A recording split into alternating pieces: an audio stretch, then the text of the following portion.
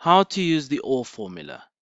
The formula is designed to evaluate two or more criteria to give a response of true or false. We would type equal to or, and inside the parentheses, you'll have logical 1 being your first criteria, logical 2 being your second, and so forth. When one of the logical tests are met is true, then we have a response of true. If all logical tests inside the parentheses are false, then we have a false response. Let's look at the example below to get a better understanding. Here we have 3 students having written 2 tests, and we need to assess these tests to make sure that they've at least passed one of them above 80%. And this is where we can use the OR.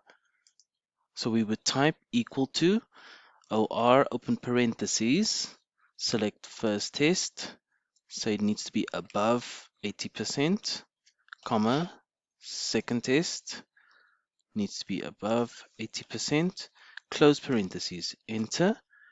We'll Control C to copy that, Control V to paste down below, and there we have an example of saying that James has at least passed one test and Taryn. If you'd like to know more about the OR formula and other formulas as well, go ahead and click the link below in the description. And if you like this video, please give it a thumbs up, and thanks for your time.